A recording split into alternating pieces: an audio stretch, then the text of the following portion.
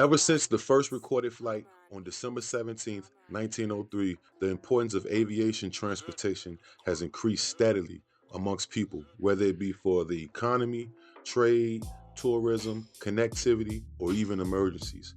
Wilbur and Orville Wright spent 4 years of research and development to create the first successful powered airplane, the 1903 Wright Flyer.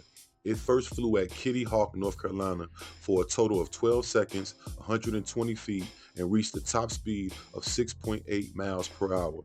Fast forward, nowadays, the fastest a plane can go is a Mach 9.6 or 11,854 kilometers per hour, aka 7,366 miles per hour, which was achieved by NASA's X-43A in 2004. Although there are multiple benefits from aviation we receive, there are also extreme detriments that come with it as well. Without a doubt, most would agree that using this form of transportation is highly dangerous. Let's just cut to the chase.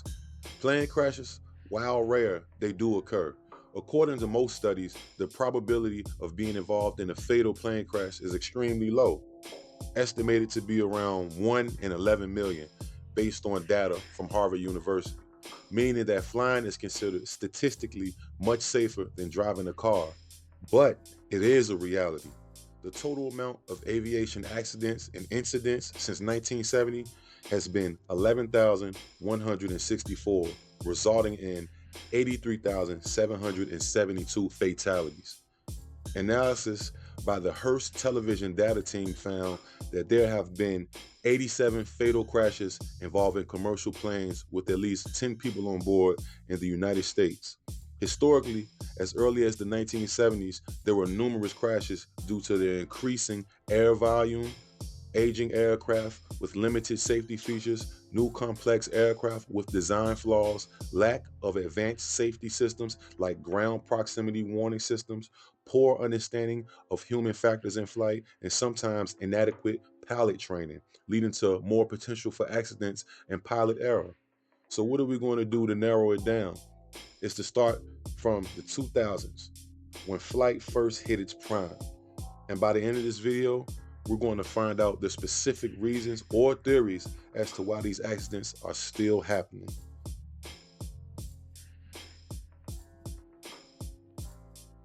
The aircraft was on a passenger flight from Puerto Vallarta, Mexico to San Francisco, California, when the crew reported that they were encountering problems with the stabilizer trim. At 28,000 feet, the crew reported that they were unable to control the pitch of the aircraft. Descending through 23,000 feet, the crew reported that they had regained control, declared an emergency, and received vectors to land at LAX. The last radio contact with the crew came as the aircraft passed 17,000 feet at an unusually slow speed of 119 knots. A park ranger, along with the pilots of a nearby aircraft, reported seeing the aircraft plummet into the Pacific Ocean in an inverted flight altitude. The probable cause is the loss of airplane pitch control resulting from the in-flight failure of the horizontal stabilizer trim system, jack screw assemblies, Acme nut threads. The thread failure was caused by excessive wear resulting from Alaska Airlines' insufficient lubrication of the jack screw assembly. Here go some pictures.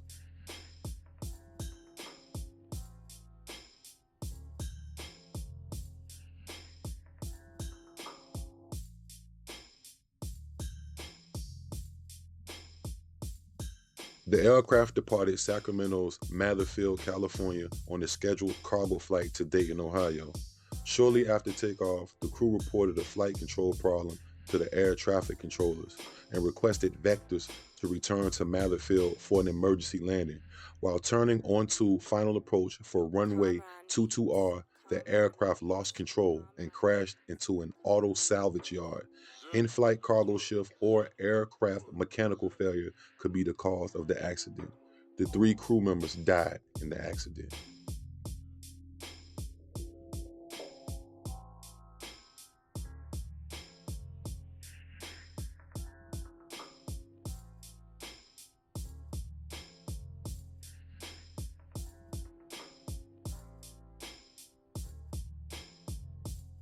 The plane was on a passenger flight from Las Vegas, Nevada to Burbank, California.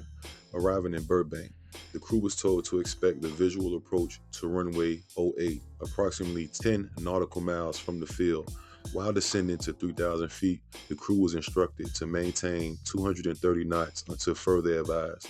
1 minute later, the crew was cleared for the visual approach to the runway 08, with an instruction to maintain 3,000 feet until passing the Van Nuys VOR, approximately 6 nautical miles from the runway. But the flight crew passed the VOR and failed to start their descent from 3,000 feet, 3.9 nautical miles from the runway threshold. At an airspeed of 230 knots and an altitude of 3,000 feet, the crew began their descent to land. Due to the steep nature of the descent, nearly 7 degrees instead of the standard 3 degrees, the crew received 2 sink rate warnings at approximately 400 feet above ground level and a pull-up warning at 190 feet above ground level. The aircraft touched down 2,800 feet, the 6,032 feet runway with a ground speed of 181 knots. Despite using max reverse thrust, spoilers, and brakes, the crew was unable to stop the aircraft before the end of the runway. The plane broke through a blast fence at approximately 40 knots, skidded across Hollywood Way, and came to rest 38 feet from a gasoline station. The aircraft was evacuated via the escape slides. There is no fatality among the 142 people on board.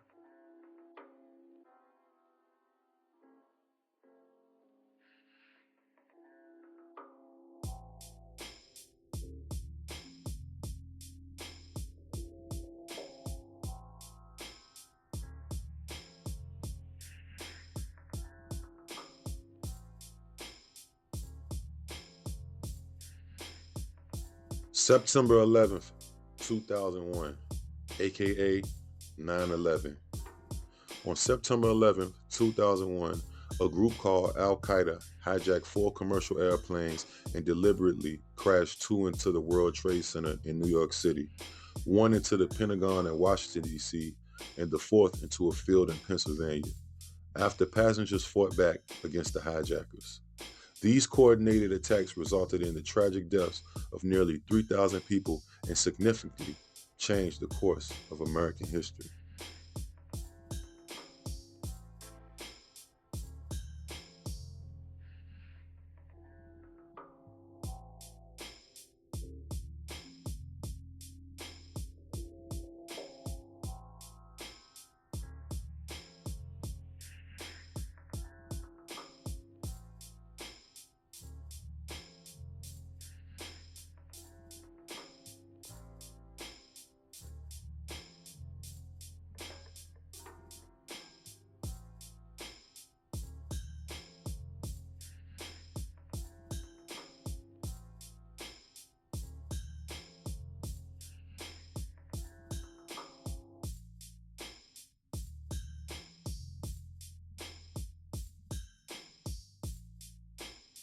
On November 12, 2001, about 9:16 Eastern Standard Time, American's Flight 587 crashed into a residential area of Belle Harbor, New York, shortly after takeoff from John F. Kennedy International Airport, Jamaica, New York. Flight 587 was a regularly scheduled passenger flight to Las Americas International Airport, Santo Domingo, Dominican Republic, with 2 flight crew members, 7 flight attendants, and 251 passengers aboard the plane. The airplane's vertical stabilizer and rudder separated in flight and were found in Jamaica Bay, about 1 mile north of the main wreckage site. The airplane engines subsequently separated in flight and were found several blocks north and east of the main wreckage site. All 260 people aboard the airplane and 5 people on the ground were killed, and the airplane was destroyed by impact forces and post-crash fire. The investigation showed that the in-flight separation of the vertical stabilizer as a result of loads beyond ultimate design that were created by the first officer's unnecessary and excessive rudder pedal inputs.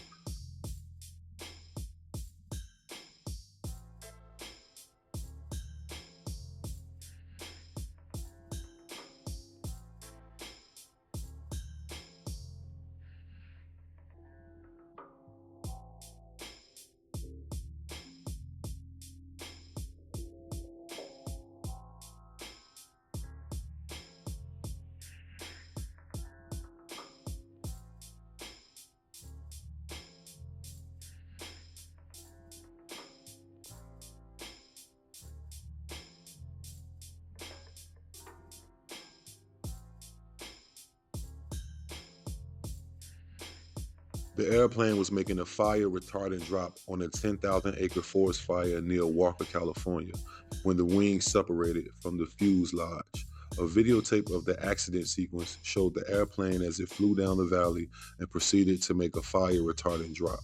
When the drop was almost completed, the airplane's nose began moving up, and the airplane started to arrest its descent and level out.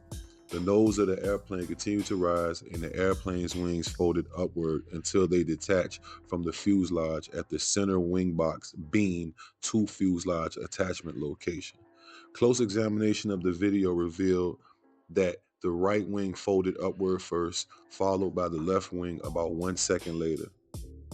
Metallurgical examination of the center wing box lower skin revealed a 12-inch long fatigue crack on the lower surface of the right wing beneath the forward doubler, with 2 separate fatigue crack initiation sites at stringer attachment rivet holes.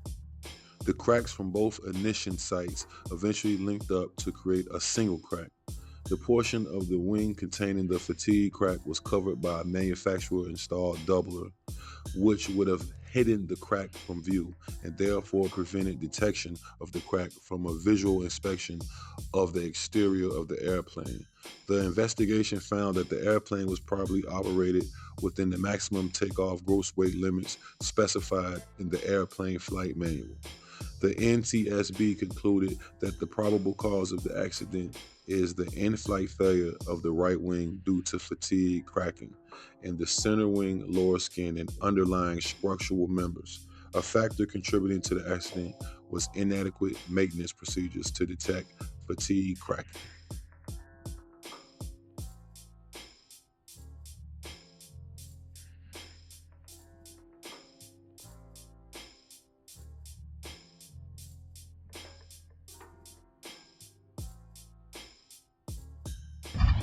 A California wildfire becomes a killer. A passerby shot amateur video showing the wings fall off a C-130 tanker plane just before it plunges to the ground.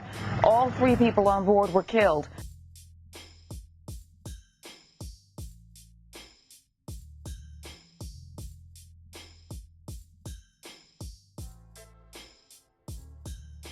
The aircraft crashed around 5:43 a.m. local time while attempting to land at Tallahassee Regional Airport on a cargo flight from Memphis, Tennessee. With the Tallahassee Airport control tower closed due to the early morning hour, the flight crew received clearance from Jacksonville Center for a visual approach to runway 09 at 5:36 a.m. The first impact mark was on a tree, about 70 feet high and 3,100 feet from the runway threshold. The plane first hit the ground about 2,100 feet from the runway threshold, and the first piece of wreckage, a leading edge slat, was found approximately 200 feet from the initial tree strike point. The aircraft's landing gear was down at the time of the accident. The 727 skidded to a stop about 1,000 feet from the end of the runway and caught fire. The flight crew escaped major injury.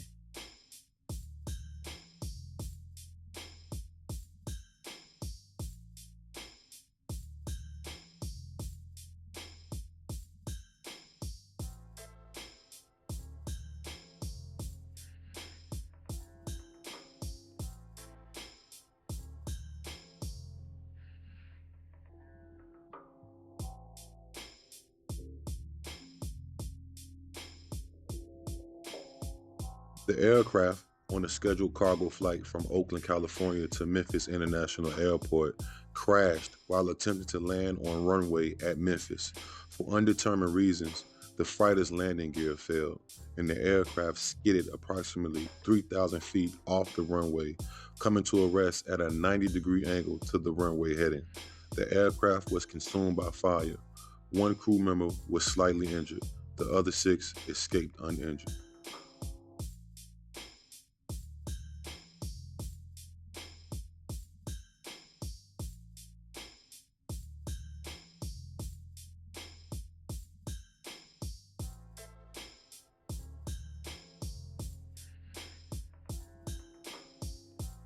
A jetliner from Southwest Airlines was performing a passenger flight from Baltimore to Chicago.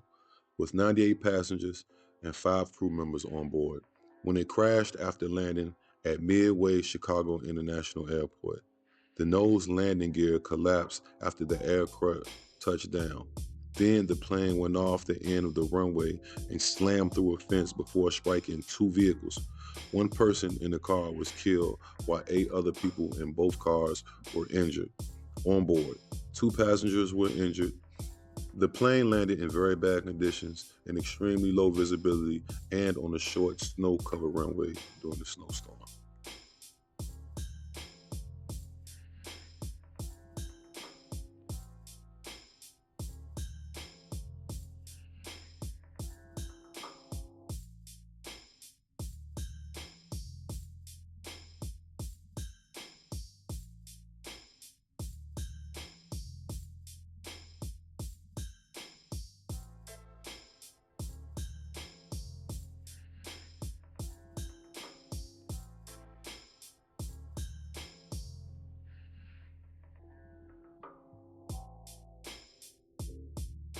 After takeoff from Dover Air Force Base, the huge military cargo aircraft had indications of engine problems and declared an in-flight emergency for a number 2 engine flameout. It turned back to perform an emergency landing on the Dover Air Force Base, but it fell short of the runway and crashed in the field. The C-5 Galaxy then broke into 2 just behind the cockpit. The cockpit came to a resting point toward the runway with the fuselage settling perpendicular to the runway. The tail assembly ended up several hundred yards from the plane, and one of the engines was thrown forward by the impact. There was no evidence of fire. All 17 crew members aboard survived, but some suffered minor injuries. They survived because the plane hit the ground wings level. Had they hit the wing tip first, they would all be dead. Passengers aboard the plane said that they sensed a power failure in the aircraft's engines. One of them reported that the engine sounded like at cruising altitude, which does not happen in 5 minutes.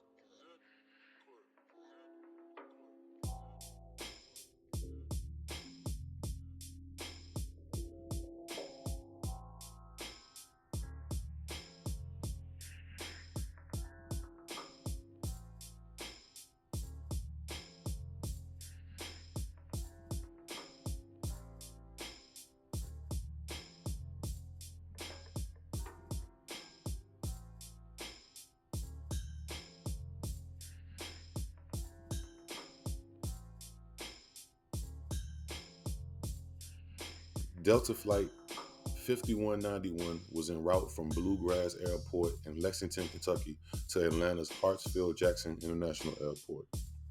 The plane crashed a mile from the airport shortly after takeoff.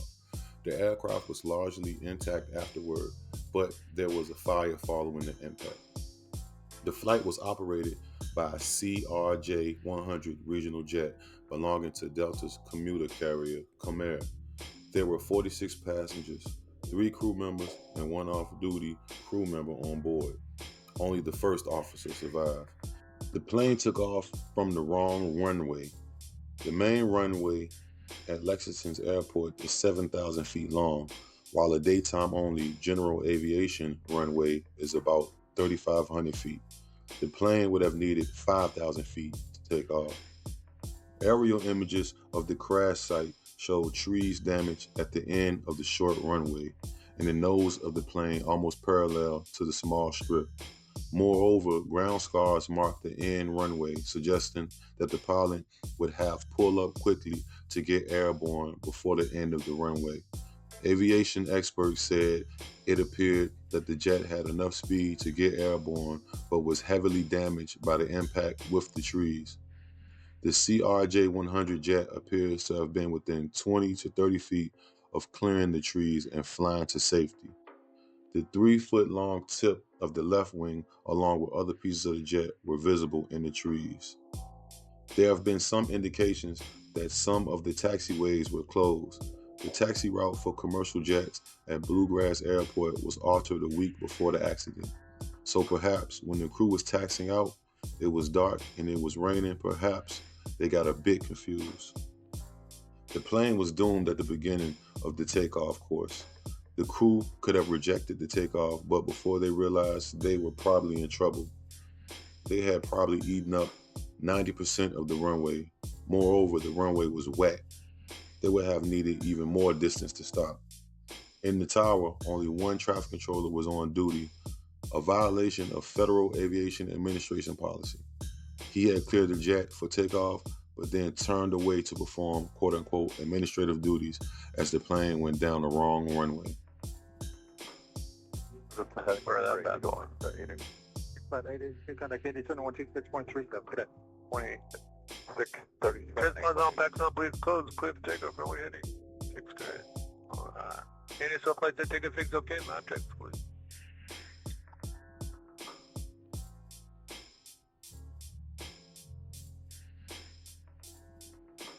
All yours, Chin. I would expect control.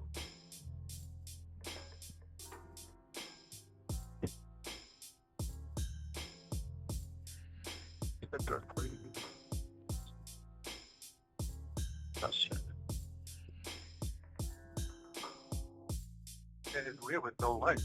Yeah.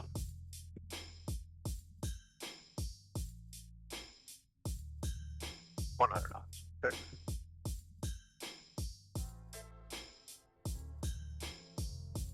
You want to rotate? Whoa! Fuck!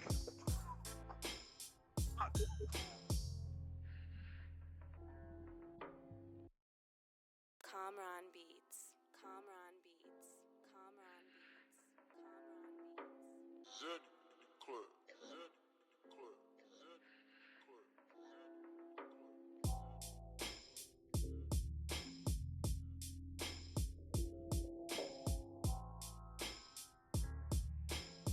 The Boeing 737, operated by Continental Airlines, was a scheduled service from Denver, Colorado to Houston, Texas. 110 passengers and 5 crew members were on board. During takeoff, the aircraft veered off the runway and caught fire. 38 people on board the plane have been injured. The plane was departing runway 34R of Denver International Airport. 41 seconds after takeoff, there became a bumping and rattling that started and that continued through the end of the recording. 4 seconds later, one of the crew members called for the takeoff to be aborted as the Boeing 737 jet kept building speed down the runway. He noticed trouble at the speed of around 90 knots, but the plane kept accelerating to 119 knots. While the crew was braking the jet, the Boeing 737 veered off the runway, traveled down a ravine, and caught fire. Tire marks were spotted at the 1,900 feet mark on the runway, some 700 feet before the plane veered off the runway. Fire crews responded to the incident, encountered a heavy fire on the right side of the jet, but all the occupants were evacuated. Images of the aircraft showed that it suffered severe structural damage. Its left engine and at least one undercarriage assembly detached. The right engine is badly smashed and the 737 fuselage has ruptured aft of the wing. Weather conditions at the time of the incident were correct, with a good visibility, few clouds, but the wind was gusting to 28 to 36 from the west.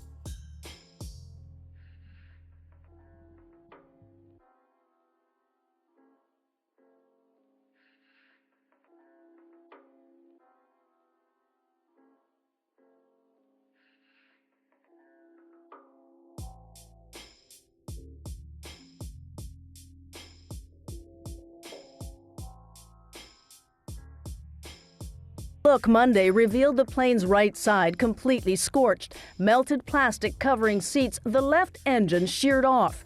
All evidence of Flight 1404's violent skid off the runway. The aircraft's 2 black boxes covered in soot but intact are expected to reveal what went wrong. 41 seconds after brake release, there became a bumping and rattling that started, and that continued through the end of the recording.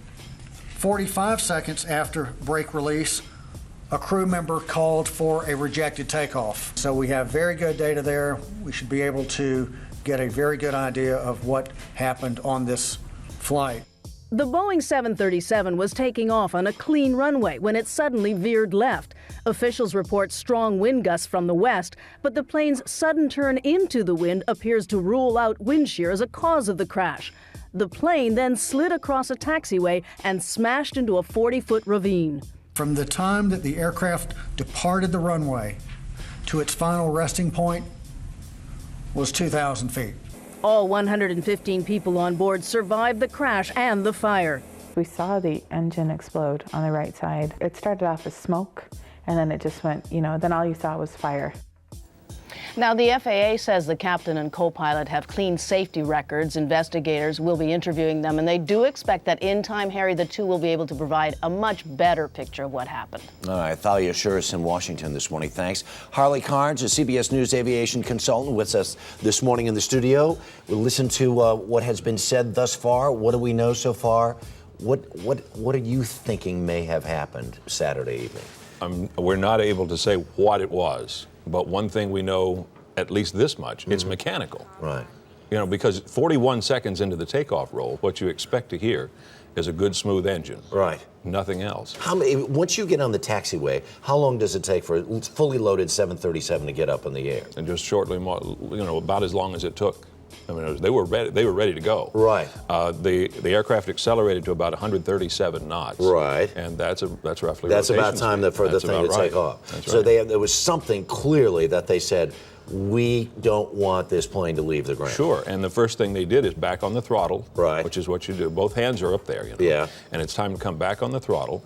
And they clearly went into thrust reverse. Right. Now, the first thought that may come to mind is that perhaps one thrust reverser deployed more than the other. Which would be like throwing out an anchor on the left side. Sure, all of a sudden that plane then has a reason to veer so far left off that runway. And it would be hard to stop. Yeah. And it would be hard to stop. Right. This is pretty unusual. I mean, it happens from time to time. You and I have both flown plenty. All of a sudden you're going down the runway and the guy, nowhere close to 100 knots. Right. The guy says, you know what, we're just going to go back and try this again, or we need to go back and check something out. Sure. We call it being spring-loaded. Mm-hmm. Spring-loaded to either abort the takeoff during the takeoff roll, right, if something goes wrong, or spring-loaded on the approach to go around. You always have to be ready for what might go wrong.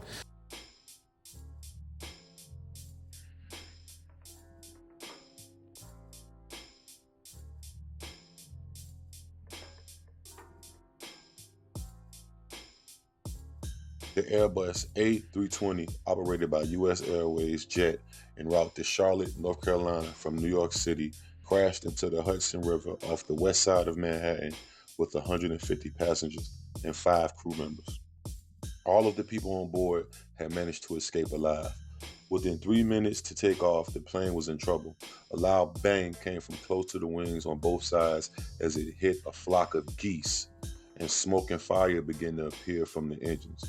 The plane's pilot reported a bird strike and declared an emergency.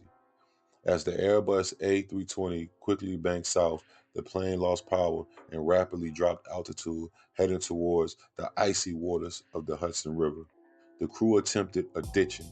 It was a slow contact with the water, and the plane remained in one part and rapidly stopped in water. The A320 was then rapidly submerged in the icy waters up to the windows.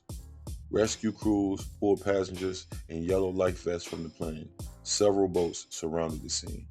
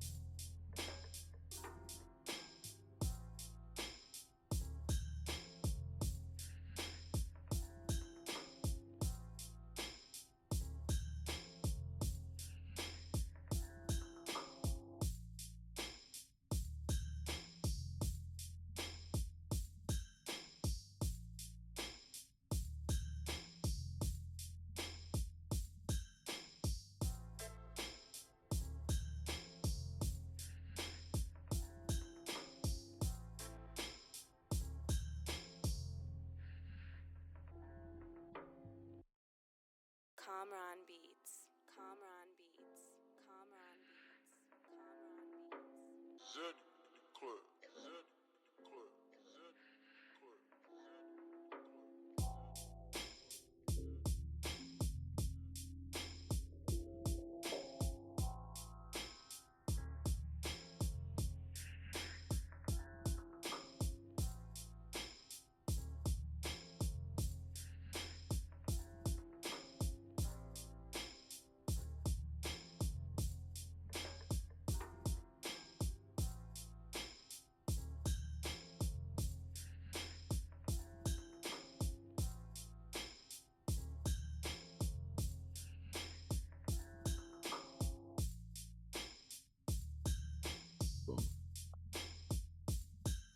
Continental connection flight operated by Colgan Air departed Newark Liberty International Airport, New Jersey on a domestic flight to Buffalo, New York Airport.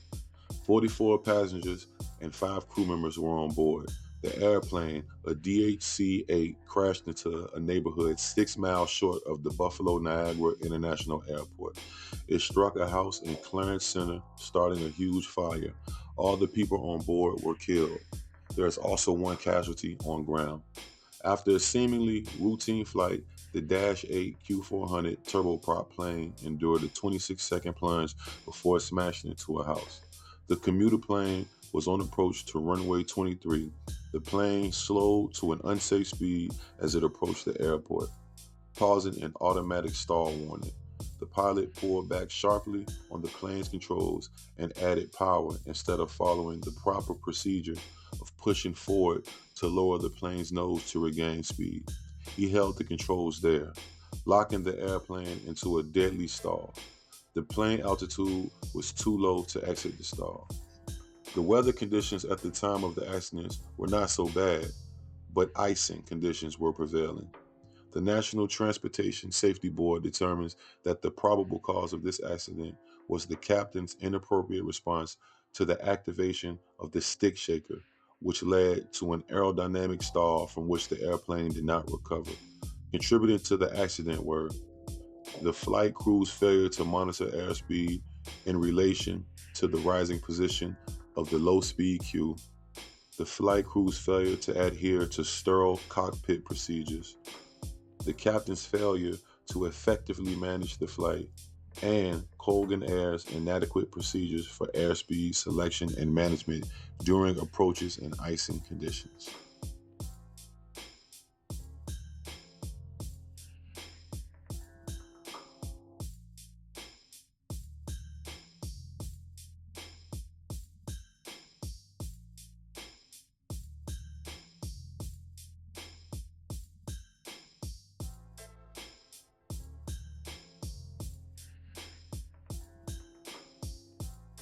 Disturbing questions are being raised after the release of cockpit voice transcripts from February plane crash outside of Buffalo, which killed 50 people.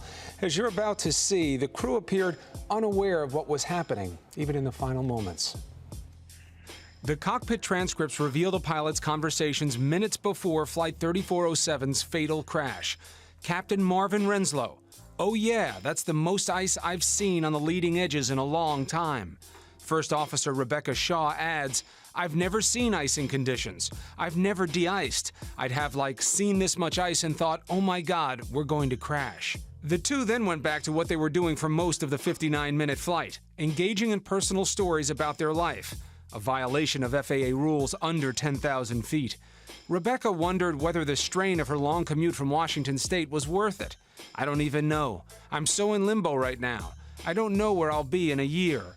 Marvin advises her to keep your eyes and ears open for other opportunities and admits that flying is like a second career for me because I was able to take that package with Verizon. But then at 2,300 feet, the plane stalls and Marvin tries to restart by pulling the nose of the plane up. But it's too late. The plane is hurtling toward the ground. Just 20 seconds before impact, Marvin yells out, "Jesus Christ," while Rebecca questions if she should put the gears up. A second before impact, Marvin shouts, "We're down." And then Rebecca cries out, "We're..." Then she screams. All tough to hear. The crew failed to notice a warning system indicating the plane was losing speed, and experts say the pilot's response of pulling up was actually the opposite of what he should have done.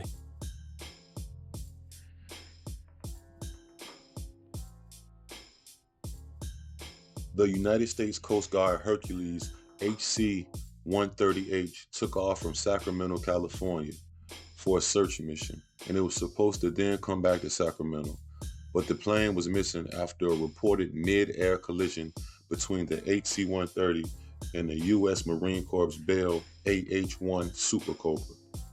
9 people perished in the accident. The 7 occupants of the HC-130 died, as well as the 2 occupants of the helicopter. The HC-130 mission was part of a search for a 12-foot vessel that had been missing for 2 days. The Cobra helicopter was headed to San Clemente Island on a training mission out of Camp Pendleton with 2 crew. Both aircraft collided in flight. The wreckage of the HC-130 and the Cobra helicopter were found a few days after the accident, but no signs of crash victims.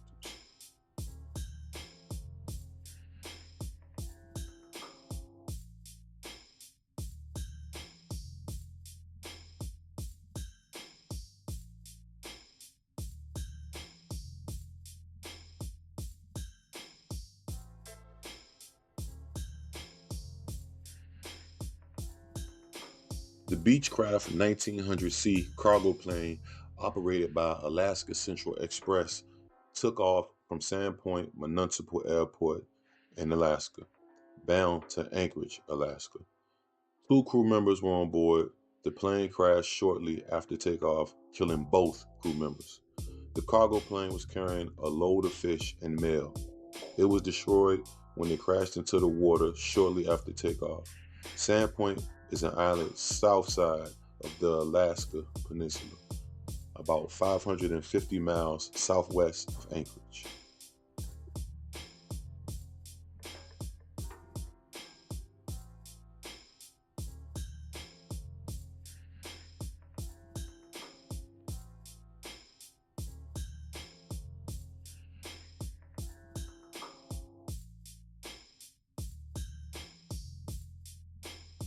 The Fairchild C-123 provider cargo aircraft operated by All West Freight originated at Palmer Wharf Lake Airport, Alaska, and was destined for Unalakleet, Alaska. The plane crashed at the southern flanks of Mount Healy, Alaska, about 1 nautical mile from the Denali National Park, about 180 miles north of Anchorage. The aircraft burst into flames on impact and disintegrated. 3 crew members were on board. All of them perished in the accident. The flight was to carry a large generator to Unalakleet. The flight was performed according to visual flight rules. No flight plan had been filed. The crew was not in contact with air traffic control, and no radar services were provided. Numerous witnesses observed the plane flying slow and low, about 300 to 500 feet above the ground. Flaps and gear were retracted. The engines were working. Cloud base was at about 3,500 to 4,000 feet. They observed the airplane pitch up to nearly vertical, roll left, and nosedive towards the ground. A witness took 2 pictures. The first picture showed the airplane in straight and level flight. The second, a few seconds later, shows the airplane inverted in a near vertical descent just above the tree line.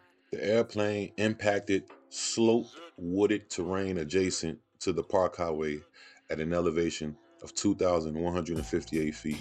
The wreckage area is confined within 250 by 300 feet.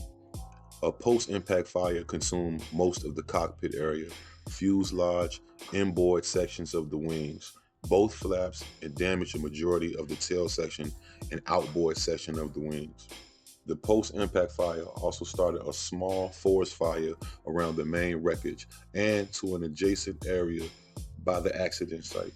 The generator came to rest upright in the center of the wreckage, consistent with its position in the cargo bay. The owner of All West Freight, who was also a pilot of the C-123, was among those that were on board.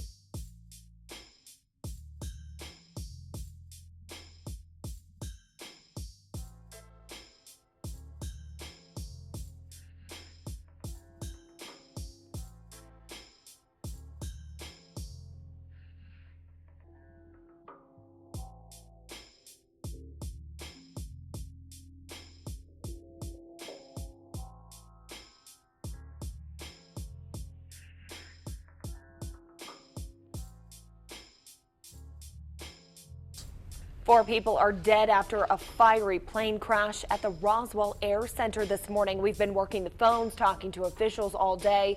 Joe Bartels joins us live from Roswell with the very latest information. Joe.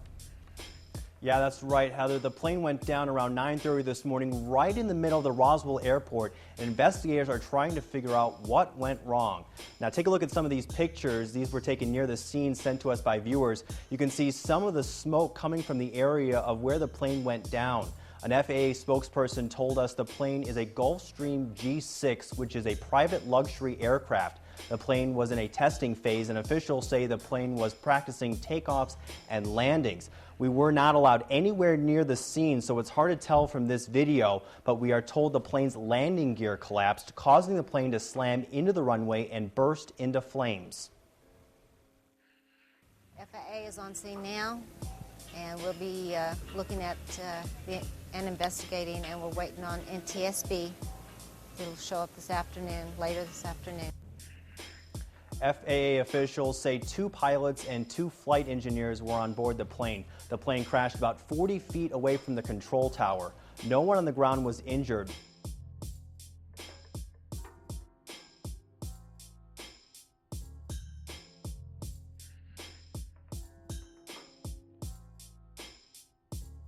Late into the evening, flames and a dark plume of smoke continued to rise from the downed aircraft, drifting across the ocean and Pacific Coast Highway. The military tanker plane was taking off from Point Mugu Naval Air Station around 5:30 this evening when it crashed.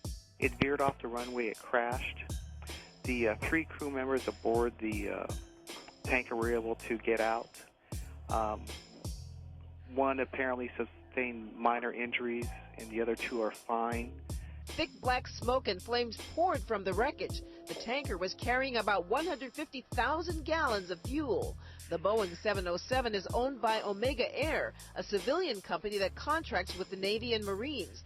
This video from Omega's website shows one of the planes in its fleet. The company uses specially equipped and converted airplanes for in-flight refueling. They were providing tanker support for fleet operations off of the coast here at Point Mugu, so they provide tanking support for fighter aircraft that are based aboard aircraft carriers. By nightfall, the flames had finally burned out, but fire crews remain on the scene. Officials say the 3 crew members are very fortunate. It's a miracle in itself that they were able to get out of that airplane, especially with all the fuel that was on the airplane.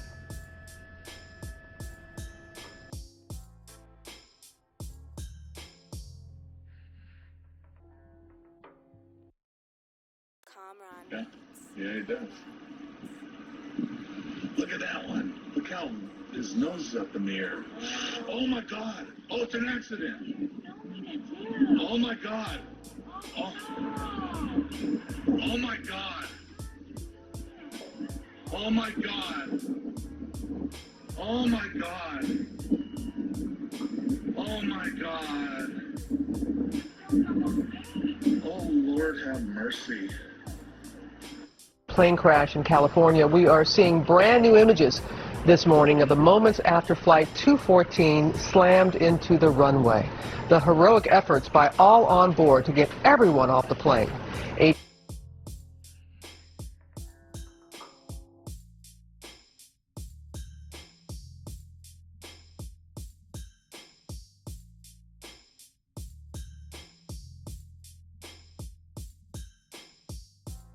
We're back now at 8 o'clock on a Wednesday morning. It's the 14th of August, 2013. These are the latest pictures from the scene of that UPS cargo plane crash in Birmingham, Alabama. The A300 was flying from Louisville, Kentucky, when it went down on approach just before dawn this morning. Inside Studio 1A, Matt Lauer, along with Savannah Guthrie and Al Roker. Obviously, major investigation about to get underway into what caused that crash. And the pictures really tell the story of an incredible impact and the explosions that followed. Let's go down to NBC's Tom Costello. He's covering the crash for us from Washington. Tom, good morning to you. Hi, Matt. I've been talking to the FAA this morning. They confirmed this was an Airbus A300 on approach into Birmingham at 6 a.m. coming from Louisville, from the cargo operation base there for UPS. Something went wrong on approach into Birmingham. They crashed in a field there. We are told no residences nearby were affected. This apparently went down only in a field. We don't yet have a good feel for what happened to the crew members on board, but keep in mind this is a cargo plane, so not a passenger plane. The Airbus A300 is a real important part of the UPS fleet. They've got about 237 total aircraft, and about 53 of those are the Airbus A300. That's about as much as we know at this moment. We can also tell you that UPS dealt with a plane crash in Dubai about 3 years ago. But beyond that, as to what happened today, we don't have a lot of answers yet. Guys, back to you. All right, Tom Costello in Washington this morning. Tom, thanks very much.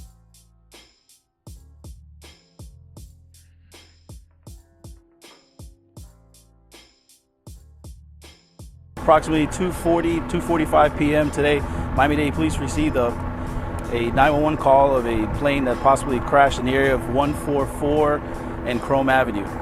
Fire rescue personnel were dispatched immediately, at which time they did discover a plane engulfed in flames. They were able to put out the flames. Although the investigation is very, very preliminary right now, we did get confirmation that there was possibly 4 bodies on board. We have not been able to identify them as of yet. The investigation will continue long through.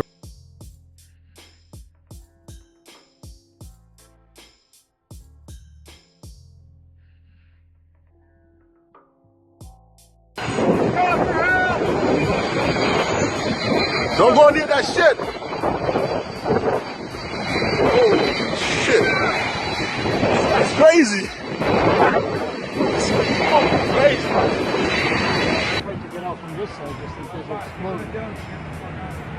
These guys are gonna get in trouble, man. See that shit? They told him, go away. I thought it was gonna blow. I knew it.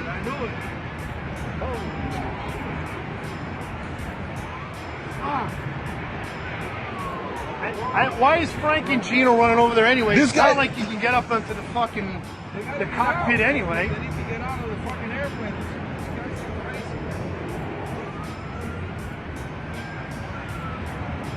The other side, man. The fire's on this side. Oh, They're the trying other to get one. out of the window. Oh, they got the other. Maybe they went out the back. Hey, that was a badass response. 2 minutes flat. Huh? You got it? 2 minutes flat, baby. Wow, what an explosion. What happened? The gear collapsed though? I have no idea.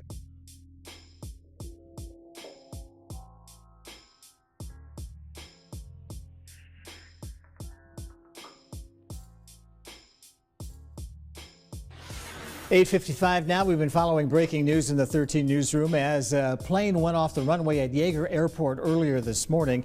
2 people are dead now as a result of that crash landing, and our Chelsea Spears is live on the scene right now. She joins us with the latest breaking developments. Chelsea? Jack, airport officials just came up to us to talk to us and share some more information. They do confirm that the 2 people who died in this crash were the pilot and the co-pilot. Now, right now, their names are not being released, but we are told they were the only 2 people on board this short 330 at the time of the accident. I want to show you what's happening right now. If we zoom in, we're on top of a Yeager Airport garage right now, but here we still have an active scene. We are told that crews here are trying to reach people on board the plane. It was very difficult because this plane went into a very wooded area, so it was difficult to reach them, but they were finally able to get that. Now, right now, the plane is still on the hillside. Most of the wreckage also on the hillside, not on this runway right now. We are told the plane is going to stay there, actually, because the National Transportation Safety Board is on their way out here. They're going to be turning this project, this case here, from a recovery phase into an investigation. Now they're going to be trying to figure out what caused this plane crash right around 7 this morning. We are told the plane was landing at Yeager Airport here. They were coming from Louisville. Now, we are told that this was an air cargo carrier. We are being told that it was not a mountain air cargo. Now it is an air cargo carrier. That is the plane that crashed here a little earlier this morning, killing a pilot and a co-pilot. Now, right now, again, no names being released, no cause at this time, but the airport still remains closed. We're told they're going to try and reopen the airport and get this back open as soon as possible. No word on just how long that will take. Jack and Brian? Thank you, Chelsea. Now, Brian, you can tell us more about the route that plane was taking this morning, heading to Charleston. Yes, it was coming out of Louisville, contracted to UPS, and here's the path that we're looking at from Louisville. This is the actual landing area where it made the hard landing. It was an air cargo carriers. Earlier we reported Mountain Air. That is incorrect. It is air cargo carriers, as being confirmed now by the folks at Yeager Airport. It was approaching on runway 5, so it was coming in essentially over downtown Charleston and then attempting to make the landing there. It was a hard one and then went off the runway to the left. What we see left on the runway area, just off to the left, is a wing and also a wheel. Now let me show you the path. It came out of Louisville, and this is a look at the radar data, current radar data, as well as the flight path. It goes from Louisville, makes its way to essentially Lexington, and then follows just south of I-64 through eastern Kentucky and then into West Virginia. Now this was the path that was scheduled, and this airplane, this crew, they usually make this trip every night and they return every morning. Now this is a view from across the airport. So where Chelsea's at, she's on top of the parking garage, but we are across I-77 and the Elk River. Right, so you're looking back towards the airport from across I-77 on this shot. Yes, that is correct, and you can see the crime scene tape, or essentially the area that's been marked off. And everything that we know, and I know from people who are down below and people who are up above, and what we heard was they were having to access essentially this by four-wheelers. Yeah. And they're ATVs to get here. Well, you can see, Chelsea mentioned that it's in a very wooded area, and you can't see the wreckage because of all of the trees right now from either angle that we have a shot from. And we're going to go back over to Chelsea now at the airport for the latest on what she has. Chelsea? Well, yeah, Jack, it is difficult to see that plane because it's obviously over this runway from where we're standing. But even if you were on the other side, it's in that wooded area. But we are able to see a part of the wing, at least a little earlier this morning, and also a wheel that had landed on the runway after this crash. We're told that plane coming in from Louisville hit the ground hard. That wing hit the runway before it went over the hillside and off the runway. Again, that was an air cargo carrier. The pilot and co-pilot confirmed dead to us this morning. Right now, no names are being released. We're not even told where they're from at this point, but the NTSB is investigating what caused this crash a little earlier here this morning.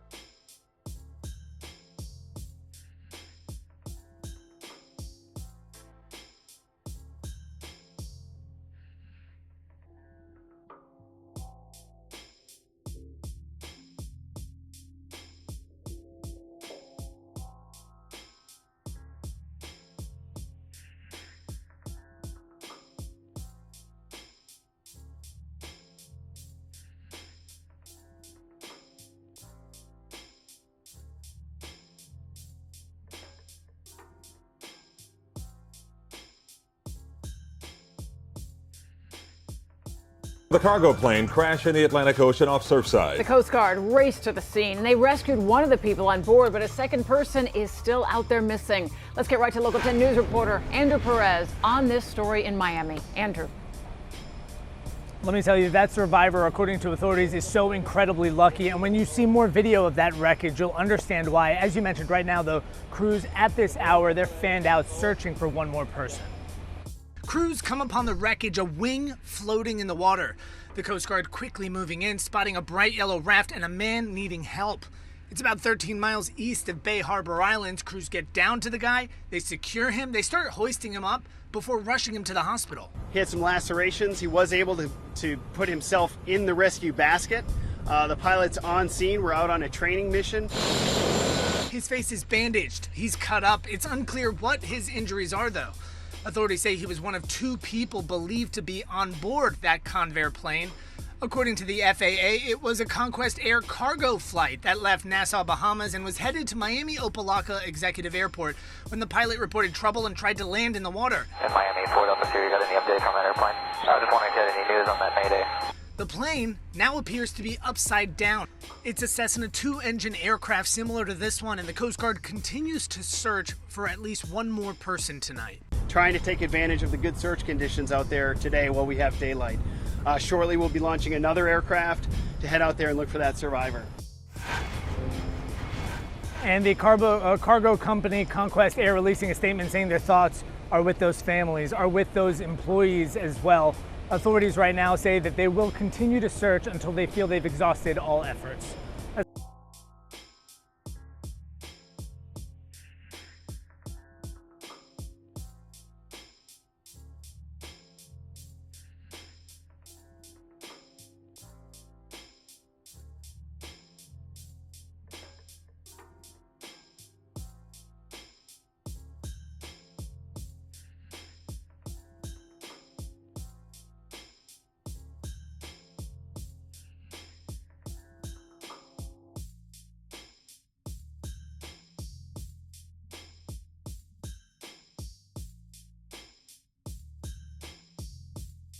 A passenger plane went off the runway in Presque Isle this morning. The United commuter plane with 31 people aboard landed and then slid off runway 1 into the snow-covered area to the right of the runway.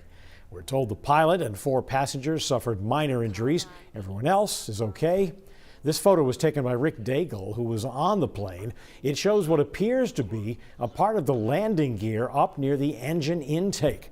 The Federal Aviation Administration will be investigating.